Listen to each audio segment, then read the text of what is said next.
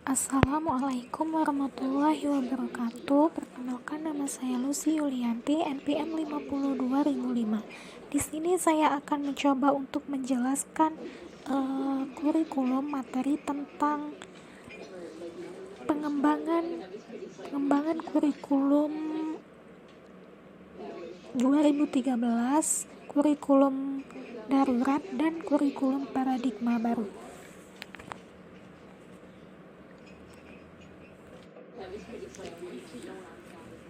Kurikulum diartikan sebagai perangkat rencana dan pengaturan mengenai tujuan, isi, dan bahan pelajaran serta cara yang digunakan sebagai pedoman penyelenggaraan kegiatan pembelajaran untuk mencapai tujuan pendidikan tertentu. Kehidupan dalam era global menuntut berbagai perubahan pendidikan yang bersifat mendasar. Perubahan-perubahan tersebut antara lain perubahan dari pandangan kehidupan masyarakat global, perubahan dari kohesi sosial menjadi partisipasi demokratis, dan perubahan dari pertumbuhan ekonomi ke perkembangan kemanusiaan. Perubahan mendasar tersebut berkaitan dengan kurikulum yang dengan sendirinya menuntut dan persyaratan berbagai perubahan pada komponen-komponen pendidikan lain. Berkaitan dengan perubahan kurikulum, berbagai pihak menganalisis dan melihat perlunya diterapkan kurikulum berbasis kompetensi sekaligus berbasis karakter. Kurikulum berbasis kompetensi dan karakter diharapkan mampu memecahkan berbagai persoalan bangsa, khususnya dalam bidang pendidikan, dengan mempersiapkan peserta didik mulai perencanaan, pelaksanaan, dan evaluasi terhadap sistem pendidikan secara efektif dan berhasil.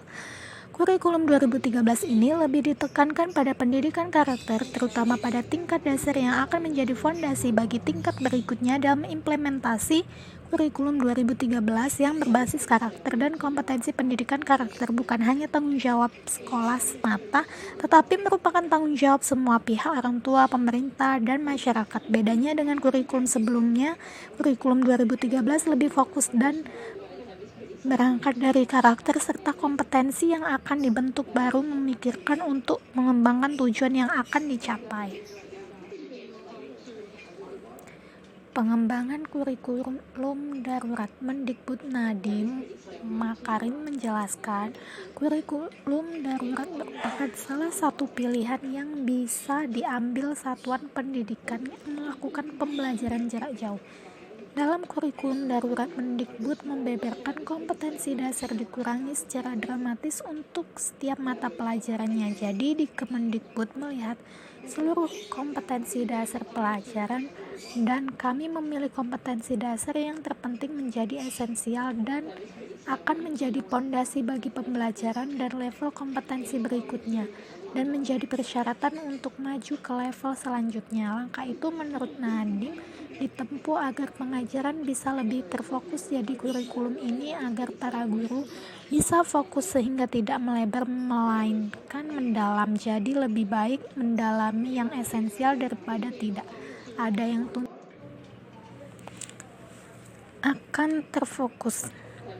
Sedangkan pelaksanaan kurikulum darurat ini berlaku sampai akhir tahun ajaran. Kelebihan lain dari kurikulum darurat ini ialah adanya asesmen diagnostik. Asesmen ini memungkinkan guru mengetahui modal dan kemampuan siswa dalam belajar. Maka asesmen ini dapat membantu guru dalam mengajar sesuai dengan kemampuan para siswa. Pelaksanaan kurikulum darurat bertujuan memberikan fleksibilitas bagi satuan pendidikan dalam menentukan kurikulum yang sesuai dengan kebutuhan pembelajaran peserta didik. Mulai tahun 2022, kurikulum nasional memiliki 3 opsi kurikulum yang bisa dipilih oleh satuan pendidikan untuk pemulihan pembelajaran di masa pandemi COVID, yaitu kurikulum 2013, kurikulum darurat, dan kurikulum prototip.